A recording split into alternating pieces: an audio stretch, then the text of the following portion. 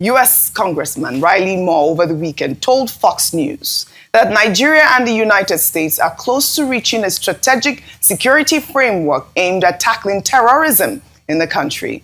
Moore, who recently visited Nigeria along with other U.S. lawmakers, stated that the delegation had positive conversations with the Nigerian government during their trip, while in another Fox interview that has gone viral, Riley Moore recounted his experience where he met victims at the internally displaced persons camps in Benue, stating that the violence and insecurity he witnessed, including the story of a woman who saw all 5 of her children murdered, was unlike anything he had ever seen. Well, Harris, it was really shocking. The stories that we heard, the imagery, it was... I've never witnessed anything like that personally in my life. I met one woman, and I see you're showing some of the pictures, who had lost her entire family. 5 of her children were murdered right in front of her, and she was pregnant at the time and was able to escape.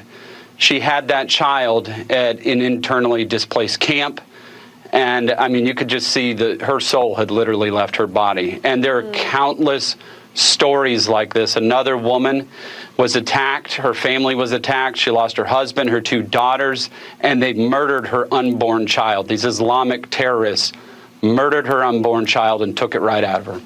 You know, I don't know. It's beyond words. Well, Ayo, we know that the congressman has been vocal about claims of Christian persecution in Nigeria, and in November introduced a resolution in the U.S. House of Representatives supporting Trump's designation of Nigeria as a country of particular concern. I believe even on Friday I took just the actual story where he, went into the IDP camps, detailing that about 600,000 Christians had been killed in Benue State alone. But it's good to see that, he also granted that interview with Fox News saying that there is going to be, a huge collaboration with the United States government and the Nigerian government after he has submitted his fact-finding report. Before I come to you, meanwhile, terrorists struck another church in Kogi State, killing 1 person and abducting over 20 worshippers over the weekend, in the second major attack on places of worship in the area within 2 weeks. The attackers stormed the first ECWA church in Ayetoro Kababunu local government area on Sunday, December 14th, firing sporadically during an ongoing worship session. Well, according to Daily Trust, 1 person identified as JJ was killed during the assault, while at least 20 worshippers were seized by the attackers who escaped through nearby bush paths. Many congregants reportedly fled as the gunmen created panic, throwing the otherwise quiet community into chaos. I mean, we're seeing these back-to-back church attacks, which expose, a dangerous pattern emerging in Kogi State. The targeting of worshiping centers during services when congregations are most vulnerable raises serious questions about intelligence gathering and preventative security deployment in that particular area.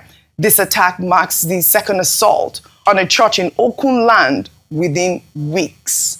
On November 30th, terrorists attacked a Cherubim and Seraphim church in Ejiba Yagba West local government area, abducting Pastor Orlando, his wife, and several worshippers during a service. 14 people were kidnapped in that incident, including 6 children from the pastor's household and a 3-week-old baby, as well as a 4-month-old infant. I mean, look at this. We're seeing this sort of attack in, Kogi State. And also, I believe that there was, also a story from Kwara State where we saw a group of terrorists or, kidnappers who actually said that it was the government who gave them AK-47 rifles. I mean, if we have that video, we'll play that. But your thoughts on that? All right, okay. And there was also the kidnapping in Kwara State, the CAC church in Kwara State. Thankfully, all the parishioners have now been released.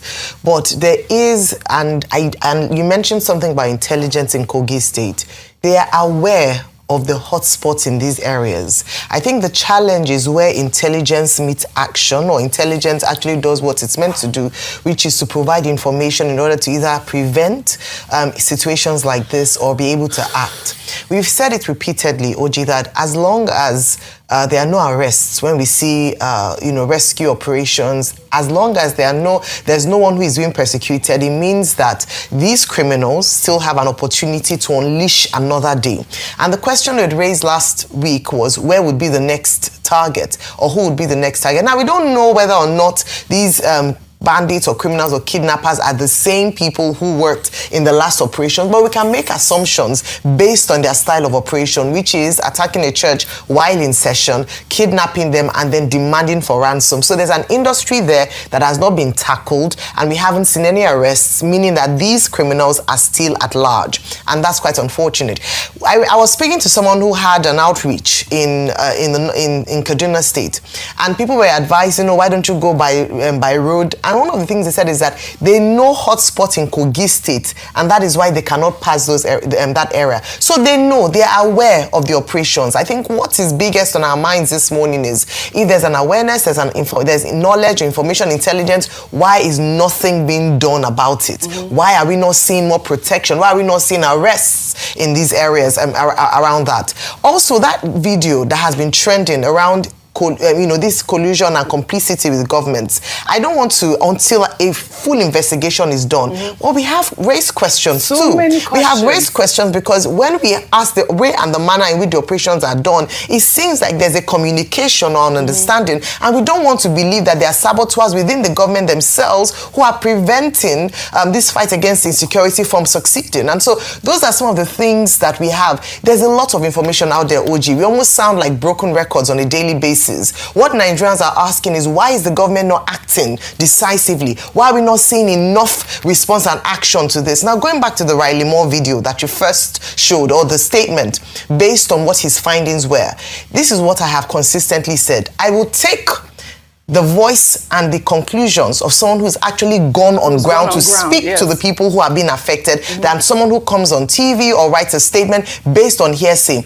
And two truths can coexist. For those who are saying, it's a general security issue, you can face discrimination as a woman. And we talk about this when I was in the UK and I was part of the student union. You can face discrimination as a woman, but you can face double discrimination as a black woman. You can face insecurity as a Nigerian, but you can face double insecurity and targeted killings as a Christian living in Nigeria. It doesn't mean that we don't have insecurity largely. So let's not diminish or invalidate the realities of people who are on ground. We know many people who have faced this. What we are calling for the government to do is not blame game. It's not you versus this Christian. No, it is do something about it. Fix the problem. Stop arguing. Fix the problem. Fix the issue. Christians have been crying for a long time. Nigerians have been crying for a long time. Let's stop denying. Let's stop arguing. I'm even tired of asking the question. What I'm looking forward to is solution. And let the information that the government have, let the information that they have propel them to acting and protecting the interests of people living in the north. By the way, the video of, this actual video, we heard people speaking in Hausa there saying that, it was the government giving them, the arms and ammunition, the AK-47. But we've heard from the chief press secretary to the Kwara State Governor, Rafiu Ajakaye, who actually dismissed the allegations made in that video as shared disinformation. And he said that, that those people that were arrested were from Auchi in Edo State and not in Kwara State. So we've seen this video circulating on social media, linking insecurity in Kwara State, to this wider challenges that we have seen so far. But, the government there have dismissed it. We'll hear from the Edo State government, because now they're saying that those people were arrested in Edo State and not in Kwara State. But clear collusion that they're saying. This is their confession. We no get AK-47, no. We got it from. Can they afford AK-47? From someone. So these are the issues that need to be tackled here on the table.